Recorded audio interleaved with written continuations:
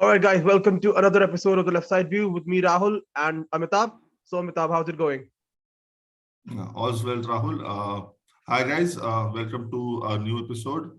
So, what we plan to do today is, first of all, review the matches that were left out, the matches that happened on Monday, and then we'll have some sort of a preview for the EFL matches, the semi-finals that are due to happen this week, and finally, Rahul's favorite league, Serie A, comes back after their winter break. So we'll preview the matches that's going to happen on 6th, that is the Thursday.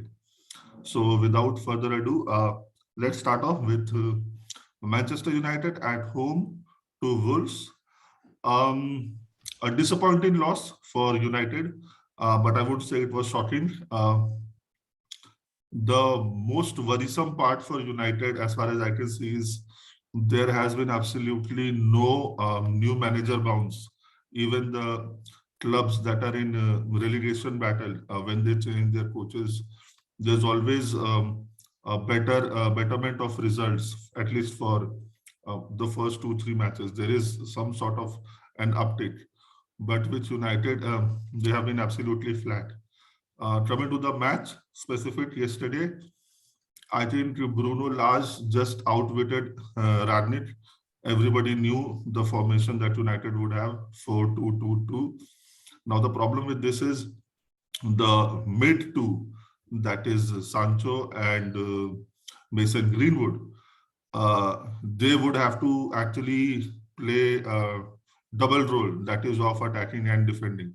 And somehow, what seemed from as a spectator's point of view was they did not know what to do. And with their three-man defense, Wolf, they had an extra man in midfield as well. And Ruben Neves, he absolutely ran the show. And João Moutinho also played very well. João Moutinho was actually the goal scorer in 80 or at 80 odd minutes. So Wolves come off with a very good performance and a brilliant result. They won 1-0. Rahul, your views? So, obviously, it's not like, United did not create chances. They did create chances, but then again, against a team like Wolves. So, I read a stat that they have the second best defense in the league. First is obviously Manchester City. They've only conceded 14 goals. Third are Chelsea. They have conceded only 16 goals. So Wolves have actually conceded even lesser goals than Chelsea. They have only conceded 14 goals. So against a team whose defense is so stingy, if you're not going to be able to create a lot of chances. So that means that the chances that you are going to create, you need to bury those chances, and that's something that did not happen with Manchester United. Another stat that I read was that this was Wolves' first victory in 41 years at Old Trafford. So the last time they managed to win at Old Trafford was 1980. So again, these are things that again, I think Wolves are in a way going back to their best under Nuno. So yes, we're in a way seeing that kind of Wolves.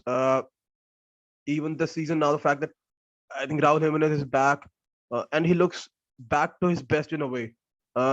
He has understood that in a way Adama Traore, Bruno Lage, Adama Traore is like, in my opinion, the most overrated player.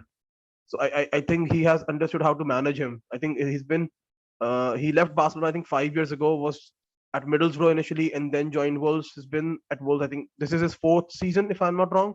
But when you take a look at his stats, they are just so disappointing for someone, for a player like him, who has just blistering pace. But even with that, I don't really think that he's been able to provide a lot of assists. But still, another player that we'd like to talk about is Ruben Neves. I'm surprised, why is he a player like him still at Wolves? He can easily go to a club like United. In fact, it's someone like him who is missing for United in the middle of the park. McTominay, and Fred are just not in a way able to do it, or at least not able to do it on a consistent basis. And it is in a way a tricky situation. Like, I always felt that even Ralph Ragnick, who has been out of the business as a manager for 2 years and never managed in the Premier League, so even he would take some time to adapt to the Premier League. Even the best of the managers struggle in the Premier League, being the most physical league in the world. And then, so that's the reason why I always felt that it will be up and down for United under Ragnick. And maybe by the time they probably start to get a little bit consistent, it'll be the end of the season, and he'll probably have to step aside as manager. Yeah. Yes, Rahul. So Ruben Neves is only 24, and I think there are bright things ahead for him in the future.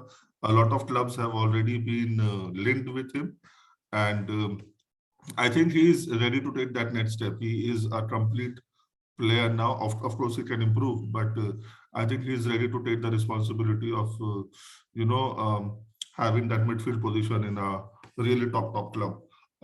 Coming to Radnik again, see, we all knew the kind of power that the players had at Manchester United, and I don't know what kind of personality Radnik is. Is he someone who will get in their faces and ask them what to do? But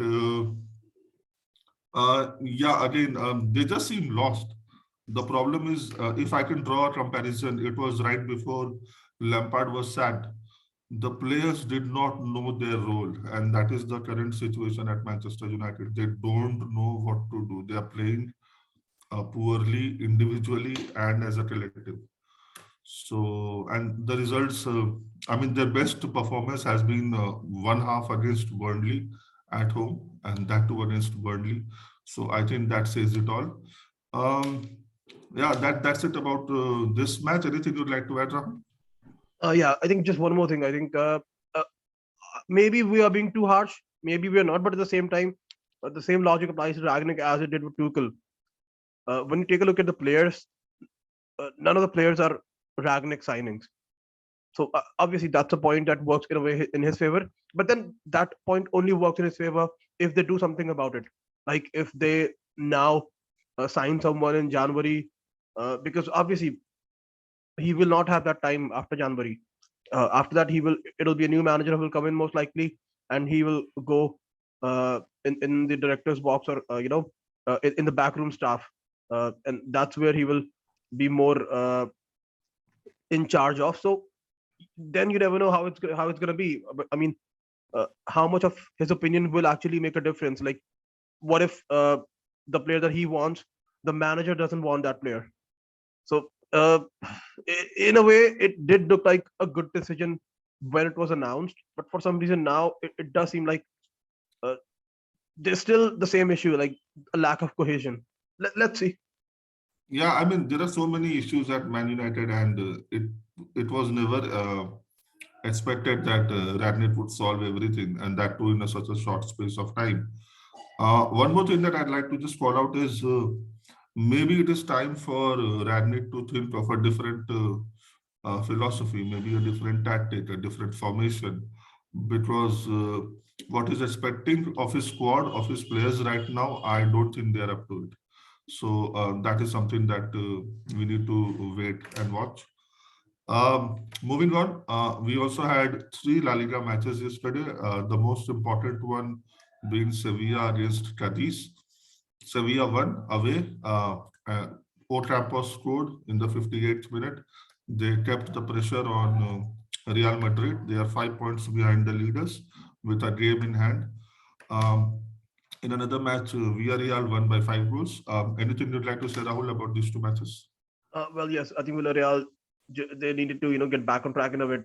In the league, they have been a little up and down, a little inconsistent. So yes, Levante bottom of the table in La Liga. There was no better opportunity than this one. So yes, they took that opportunity with both hands. Other than that, I think for Sevilla, an away game against Lades, who are a tricky opponent, they managed a 0-0 draw at the Santiago Bernabeu. So Sevilla knew that uh, Cadiz are capable of an upset. So Sevilla this time out, all that mattered to them was taking 3 points. And Lucas Ocampos, who's actually developed a recent uh, goal touch. He's been starting scoring goals as well, which wasn't really there till last season. So yes, they are only 5 points behind Real Madrid now with the game in hand. Great job, Julian Lopetegui. Yeah. Yeah, yeah. Okay, moving on to the matches that we have for this week. Tomorrow, Chelsea face off against Spurs, homecoming for Antonio Conte. As per the Lukaku incident, what we have been hearing is there was a closed door meeting yesterday, and For now, Lukaku is in Chelsea's plan and he'll most likely start tomorrow's match. Rahul, how do you predict this match going? I predict a Chelsea win. It's a first leg. It's at home. We need to win this match. It's as simple as that. So we are actually going to play Spurs 3 times this month, twice in EFL Cup and one at home in the league. Yes, But yes. yeah, so many points surrounding this game. I think if uh, like just imagine Chelsea versus Tottenham London derby. If that's not enough, then you have someone like this Antonio Conte coming back, and on top of that, the whole Lukaku controversy. So many talking points about this game. In yesterday's press conference, Antonio Conte even mentioned that it'll be really nice for him to be back at Chelsea. He had 2 great seasons at Chelsea. It'll be nice for him to see familiar faces. And obviously, you have to understand the way his departure, his acrimonious departure, was handled. He had to like take in a way a year off, and he said that stopped him from taking any other job. He even sued Chelsea, and he even won that lawsuit. Now, like you mentioned about Lukaku, there was a closed door meeting, and in a way, he has understood his mistake. And from what I've read, again, rumors, but I've read that he has even apologized to his teammates. He didn't realize that this thing would become such a big deal. And yeah, again, a little immature on his part, not a little, very immature on his part, but yes, he didn't realize the gravity of the situation. Uh, but if what we're reading is true and he has apologized and he has understood his mistake, then we could see that he could be back in contention. I even saw him in the training pictures yesterday, and I also read that he was very focused, very motivated in that session. So yes, let's see. Yeah, the only thing that I can think of that should be of concern to us is Tottenham has one extra day of rest, and their match against Watford was not as high octane as our match against Liverpool, and especially with our squad being in the state that it is right now. Um, I know all this goes out of the window in a London derby, especially against Tottenham, but I just hope that we manage that situation better. Um, this match is over 2 legs, so in the first leg, even I would think that yes, we should have enough to win this match at least by a 2 goal margin, 3-1 or 2-0. Your scoreline predictions, Rahul? 2-1. And I would love Okay. to see Lukaku score. I think there's no better opportunity, for him to score against his former manager. If he scores against Conte's Tottenham, I think a lot of the things that he said, I mean, that'll be like a beginning, a start to the road to redemption. But And if he, especially yeah, the way he celebrates after the goal, even that is yes, something that we all are yes, looking forward to. he'll Yeah. taste the badge and he'll say that doesn't taste as good as Inter's badge. Mhm. Yeah. Okay. Moving on. On Thursday, we have Liverpool against Arsenal. Arsenal gave a great account of themselves against City on Saturday. Liverpool, with their key players missing, who have already left for the African Cup of Nations. So, how do you see this match panning out, Rahul? Okay, so 3 players would be Joel Matip, Naby Keita, and Mohamed Salah, right? No, And no, Sadio Mane. Sadio Mane as well. Yeah. Okay, well, yeah, so they are without a couple of players. Again, it depends, to be honest, how Arsenal approach this game. Because we have seen with Liverpool, even if when they're missing few players, like in their match against AC Milan away in the Champions League, their performance levels don't drop. Because even a player who's like a squad player would know what to do. They have been so well drilled, and you would expect that, from them, because Klopp has been there for almost 6 years now.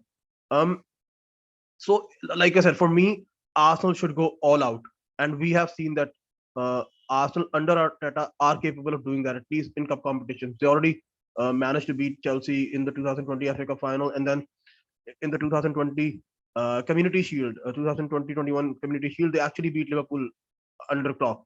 They are capable of doing that, and uh, maybe let's say that the 4-0 loss already against Liverpool this season in the Premier League, maybe that will also come back to Arteta's mind. So it all depends that how Arteta approaches this game. If he puts out his best side and tells his players to just go all out, because for a club like Arsenal, this is the best chance of a trophy. They are not in Europe. And in the Premier League, even finishing the top four is like considered an achievement. So yes, if they want to win something, then it's either the FA Cup or the EFL Cup. So they need to take this very seriously, in my opinion. Yeah, and moreover, I think this is the best time to play Liverpool. Yes, they can definitely win this fixture, but the roles would certainly have dried up with the departure of Salah and Sane. So, Mane. Sadio Mane, yeah, sorry. So, I think this is the best time for Yes. Arsenal to attack. The toughest thing for them will be after the kind of performance they put in on Saturday and not getting the result they decide. It will be a little difficult to get back to the same level. But then again, a semi-final, as you said, it is the best chance for them to have a silverware. And with all this due respect to all the four teams, if you ask anyone, the final being in the last week of Feb, I think Liverpool's squad is the best squad out of the four, and they are in prime position to win. So I think this is the best time to take them out with their top players missing. My predictions for this match, I am putting my hopes on Arsenal. Going through this fixture, I see this match as a draw. Okay. Maybe 1-1. Yes, I Uh, think I kind of agree with you. But then if that happens, then I also have a feeling that in the return, like Liverpool will batter them. you So say Liverpool will batter them at Emirates. if this is a draw, then in the return, like Liverpool will batter them because uh, if they have to win, then it's this game. I just don't see them winning at Anfield. So that's another reason why at home at the Emirates against their home supporters, they need to go all out. Because if they don't, then I don't like I don't even remember the last time uh, Arsenal managed to win at a big team away from home. I remember that they managed to win 1-0 at United last season, I think, when Thomas Partey or Aubameyang scored. But other than that, I probably don't even remember when was it that they managed to uh, win against a top six team away from home. This is a very important game at home, in my opinion, for them. Yes, yes. Okay, so there was actually some confusion. I thought this match is at Anfield. This one is actually at Emirates. The first This leg one, is at yeah, this one is at Emirates. home. Yeah, Yeah, so with that into consideration, yeah, I'm going for an Arsenal win now. 2-1. yeah. Okay. Okay, now coming back to Rahul's favorite league, uh, the Serie A resumes on Thursday this week, and Inter start against Bologna. Inter at the top of the league with 4 points gap. The second being AC Milan. Do you see any blips for Inter in the new year, Rahul? Well, if they are like Real Madrid players, who are still on a holiday in their match against Getafe, then yes. But from what we have seen from Inter, at least in the league, they are not only uh, so consistent, but at the same time they play such good football. Something that wasn't really possible, or something that they weren't really doing under Antonio Conte. So yes, Simone Inzaghi has really done that. It's like uh, because he also used to play with the same system 3-5-2 at Lazio. So that's the reason why he didn't really have to adapt too much. And in fact, what he has actually done is he has actually given the Inter Milan players to express themselves a little more creativity. Um, Bologna 10th in the table, Sirisa Mihalovic, the manager. Uh, I think Bologna do have a good home form, but this match is at Inter Milan Stadium, so I do expect Inter to win. Even a draw would be, an upset in my opinion. Yes, even I think Inter should win this match convincingly. Not sure right now because you never know after such long breaks Yeah, what kind of condition teams are in. exactly. But We never know, Inter should who's going to test have positive, who's not going to test positive for COVID. We don't even know that. right, right, Yeah. right. Another game, Lazio against Empoli. I think this Rahul? is a very close game in my. So Lazio are eighth in the table, Empoli are ninth in the table. And we already talked about in a previous podcast about Empoli that the whole trinity between Empoli beating Napoli, Napoli beating Milan, and then Milan beating Empoli. So yes, I think it's a close game. Em- but at the same time, Lazio do have again, like Inter, they do have a great record at home. Managed to beat a couple of teams at home, like even beat Roma.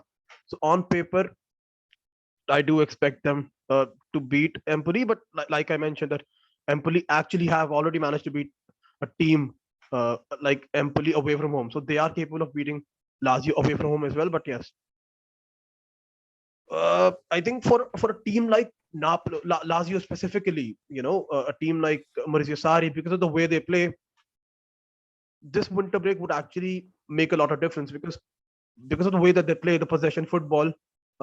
For them, having this rest means a lot more, because you can't play a football, that kind of football, for consistent periods, which is why we have seen, at least when he was at Chelsea, when there was no winter break, that the levels would drop off after a certain time. But because in Italy you have winter break, so I think Lazio players would be charged up again. I do think that they're going to nick this one. Yeah, I'd go for a Lazio win too.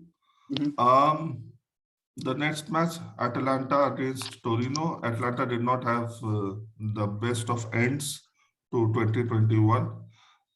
Do you see them starting off with a run of good results in 2022, Rahul? Yes, I think they lost two games, right? They lost to Roma, and then they dropped points at home against Genoa. Yeah, Yes. that's um.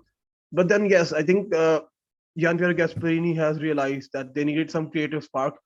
This actually goes back to 1 year, uh, when Papu Gomez had a fallout with the manager Gianpiero Gasperini. He left Atalanta and joined Sevilla. Now, they actually haven't replaced him till now. If you take a look at the signings that they made, they signed a new left back, and they signed a few other players, Juan Musso, goalkeeper, but they actually technically still haven't replaced Papu Gomez, which is why now, or not even now, in the summer, they were interested in former Chelsea academy player Jeremy Boga. But back then, the amount in a way was too high for them. But now in January, they are on the verge of signing. He's already had his medical with Atalanta, and his deal could be announced at any moment in time.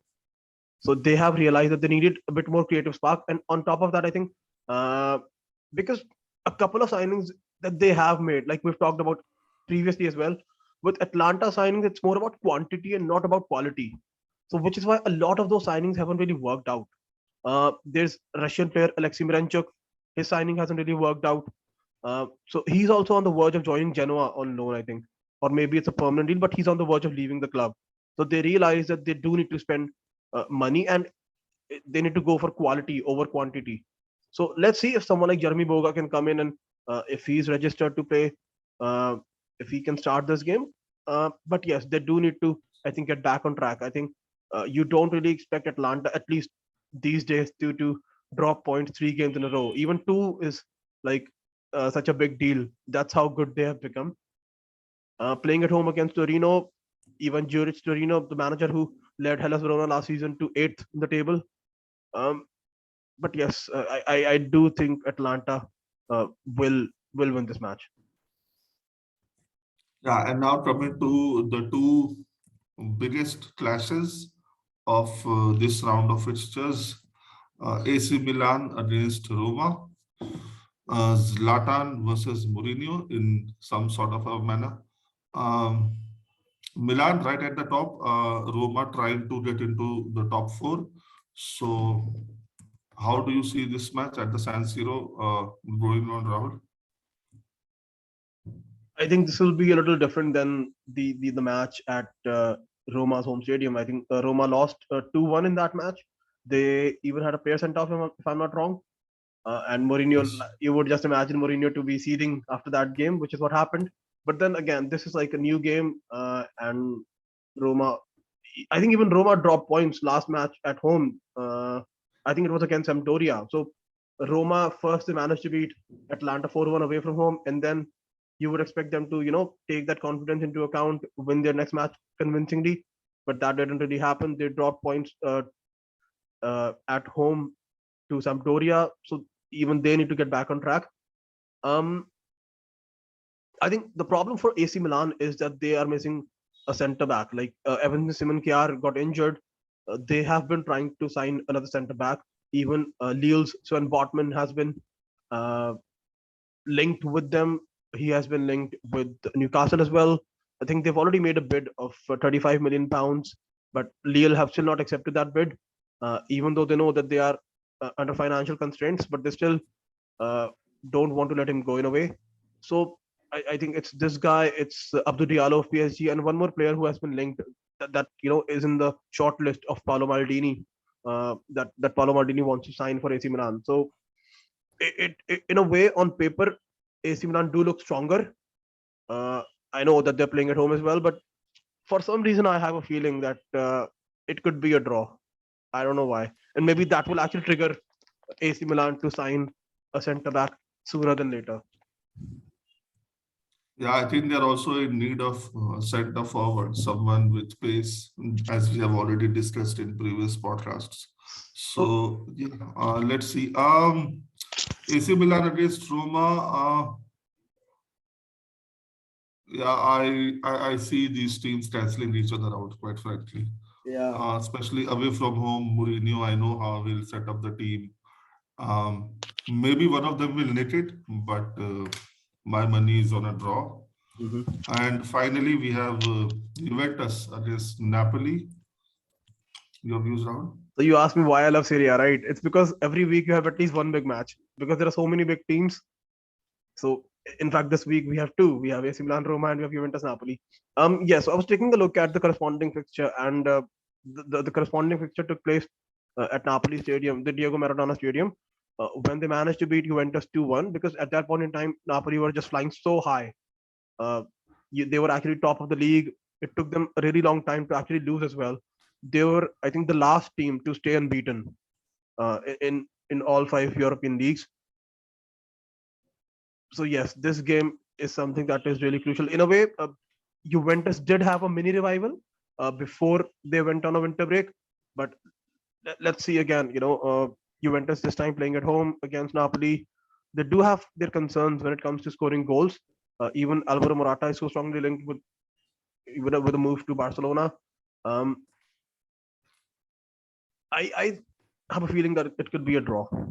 I don't, in a way, like you said, that I see both of the teams canceling each other out because I think even Napoli star forward Victor Osimhen, who was injured, I think he's probably fit right now, but then he was supposed to go to Africa Cup of Nations, but he has dropped out of Africa Cup of Nations because he has now tested positive for COVID. So either Yes. way, he's not available for this match. He might play a role for them in the future matches, but for this match, I still think he's going to be out. So if Napoli are struggling to score goals, the same is the case in a way with Juventus. Juventus again defensively a little solid because they still have that base of Chiellini, Bonucci, and De Ligt. It could be a nil-nil draw or a one-all draw. Yeah, so two things here. What I have heard or read in reports is Allegri is absolutely furious that Barcelona went ahead and spoke to Morata without informing Juventus. And the second thing is, see, now that the second round of fixtures will start, and these matches are after 10-day sort of a break.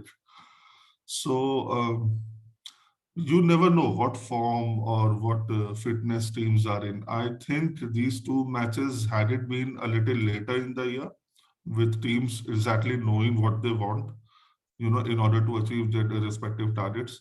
I think in that scenario, that these games would have been a little more attacking. But I really fear that both these big matches, the teams will try to cancel each other out and just go for damage limitation. Basically, if you don't win this, um, nothing bad is going to happen. But if you lose, is that you lose a lot of ground. So I hope this doesn't happen. I hope teams are ready and ready to go, and we see both these matches, being fantastic matches. But somehow I am not going. I'm very, optimistic about it. Rahul? I think another thing we need to talk about is Paulo Dybala, his contract runs out in the summer, and there have been rumors. Even Fabrizio Romano has reported that the agreement has been reached, but for some reason it still has not been announced. I think there was a snag that they hit, so I'm not really sure if he will. Maybe it's a little bit like Christensen situation at Chelsea, that there was an agreement, but then something happened. Um, so that could be another opportunity if he doesn't want to stay.